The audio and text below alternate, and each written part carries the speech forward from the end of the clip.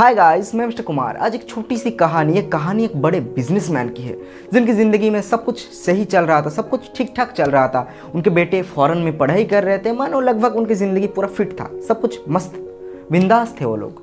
लेकिन अचानक से एक दिन उनका वाइफ का एक्सीडेंट हो जाता है और उनका डेथ हो जाता है। तो उनका जो बेटे थे जो फॉरेन में पढ़ाई कर रहे थे वो आए वहाँ से आने के बाद उनके पिता ने उससे एक रिक्वेस्ट की कि तुम दोबारा फॉरेन मत जाना, तुम यहाँ पे रहकर इसी शहर में अपना पढ़ाई कंप्लीट करो। तो बेटे ने अपने पिता की बात ना टालते हुए उसी शहर में अपनी पढ़ाई को कंप्लीट की। और पढ़ाई को कंप्लीट करने के बाद पिता के जो बिजनेस थे, जो कंपनी थे, वो बेटे के हाथ में सौंप दी।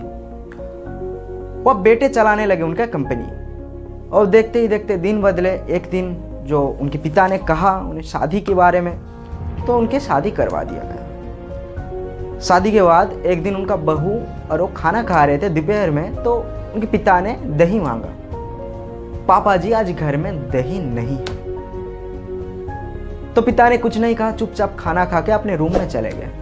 ये सब उनका बेटे देख रहे थे। तब थोड़ी देर बाद जब बेटे और बहू खाना खा रहे थे, तब उनके बेटे ने देखा कि एक कटोरी में दही है। वो चीज़ को देखकर उनके बेटे ने कुछ नहीं कहा, चुपचाप खाना खा के अपने ऑफिस चले गए। ऑफिस जाने के बाद अपने पिता को कॉल किया और कहा कि पापा, मैं अभी कोर्ट जा रहा हूँ, आप भी जल्दी से कोर्ट आ जाइए। तो उनके पिता ने कहा कि तुम कोर्ट क्यों जा रहे हो? तब उनके बेटे ने कहा कि मैं कोर्ट इसलिए जा रहा हूँ ताकि आपकी दोबारा शादी करवा सकूँ। तब उनके पिता गुस्सा हो गए और कहने लगे कि इतने दिन तुम्हें माँ की ज़रूरत नहीं पड़ी, मैं तुम्हें इतना प्यार करता हूँ, अब तुम शादी की बात क्यों कर रहे हो? तब उनके बेटे ने जो कहा वो सुनने लायक था। उनके बेटे ने कहा कि नहीं, मैं अपने लिए माँ लेने जा रहा हूँ और नहीं आपके लिए वाइफ। मैं तो आपके लिए दही की बंदोबस्त करने जा रहा हूँ। और पापा की दूसरी शादी होने के बाद बेटे ने वो घर छोड़ दिया।